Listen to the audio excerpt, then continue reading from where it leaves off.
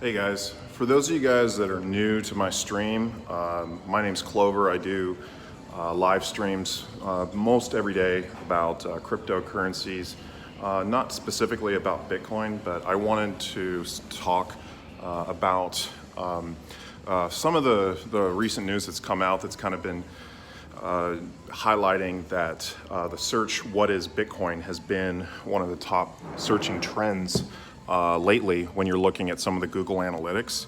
And I thought this was kind of interesting, and so I just wanted to touch on this topic and do a short stream and kind of give some of my thoughts. So I have been in cryptocurrency for a very long time, and I've been doing videos for about 2 years now.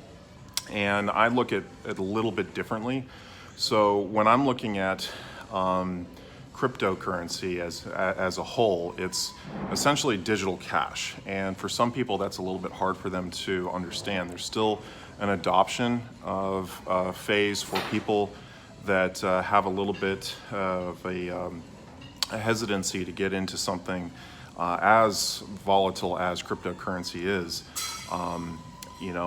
It's something that I think takes a little bit of getting used to. Just simply setting up a wallet and learning how to transfer coins, whether it's Bitcoin or other cryptocurrencies, into a wallet, and also if you're using it to transact, using that as a means to pay for things. Now you can do that from peer to peer. You can also do that with some cryptocurrency cards, which I've kind of gone over. And one of the things I'm just going to kind of briefly kind of explore is just the cryptocurrency sphere as a whole. So when we're looking at how cryptocurrency transactions are processed, they're processed on nodes, and these nodes are all over the world. And so this is a map, and it's showing a lot of kind of the respective countries on where this is located. And this is kind of to highlight that this is a very decentralized network. It's not something where an attack, it would take a essentially the world's computing power to be able to hack the network for a time period where something could actually be manipulated. So it's very, very unlikely. That may change in the future with newer technologies. This is a Block Explorer. I've left all these links in the description below. Block Explorer is a way, if you have an address, you can search for a Bitcoin address. It allows you to search for other cryptocurrencies. There's several of these. I don't have a particularly like a Bitcoin address that I use. Some of the ones that I use are more on what's called hot wallets, which would be on exchanges. And for me, Bitcoin is more of a means of transacting into other cryptocurrencies and other projects that I find interesting. And so I talk a lot about those on my channel. And it's something that is always changing. Like since I've gotten into cryptocurrency, there's been a lot of changes. One of the constants, at least so far, has been that Bitcoin has kind of remained dominant as the most expensive cryptocurrency on the market. This is Alexa, so I've left this description in the link below. This is going over the top websites in terms of traffic. It doesn't look at everything, but it's a good metric. I think it's probably the best metric out there to look at. And we can see that CoinMarketCap is the #1 website that people go to. And this is probably one of the fastest and easiest ways to get price updates on some of your different currencies. And so you can see if we sort this, all of these different columns can be sorted, but we can see that Bitcoin by far has the most evaluation. It does sometimes get confused with Bitcoin Cash, Bitcoin SV, which was a recent fork. There's a lot of controversy and a lot of egos that go along with that as well. And so I don't want to really get into that too much, but I want to stick with Bitcoin in particular. Now, There's a lot of means to transact. It is used as a barometer. So as we're going to start to see, is we will start to get away from USD valuation. There's a lot of different ways to valuate, and this is, I think, one of the biggest stumbling blocks for people is having a valuation in a particular currency based on a coin that it's difficult for people to kind of conceptualize.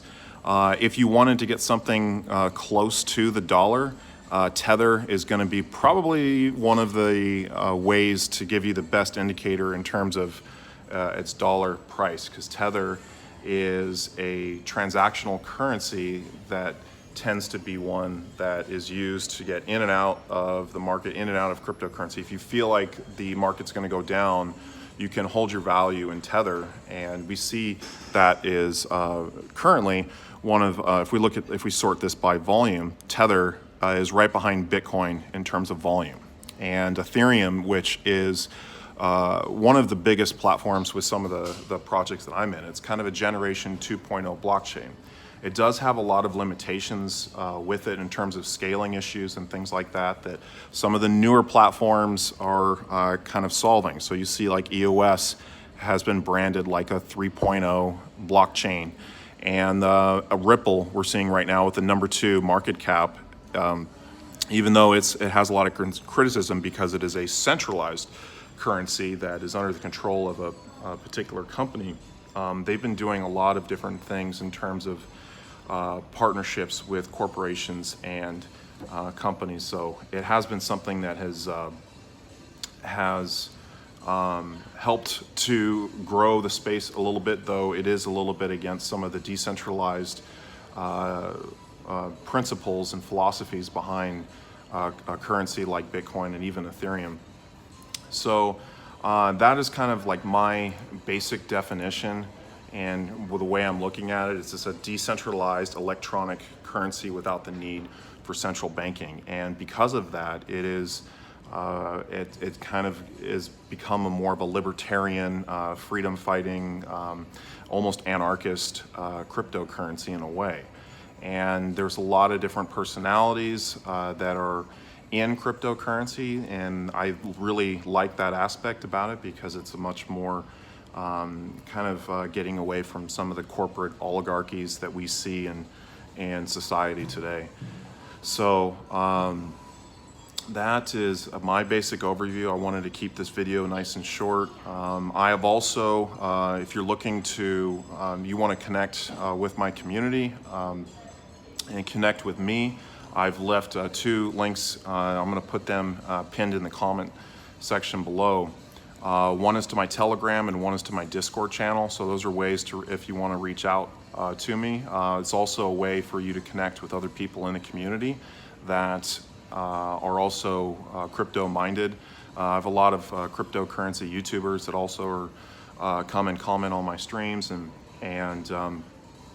it's a great community to be a part of. A lot of people are very supportive and helpful, and there's a lot of interesting developments with cryptocurrency as a whole. So very interested in being a part of where this where the cryptocurrency market and movement is going. So that's it for me. These are typically how I do some of my live streams. This is Da Nang, Vietnam. I travel full time, and I'm kind of looking at different ways to bring cryptocurrency adoption and usage to people. So appreciate y'all staying online. I'll catch you guys on the next one.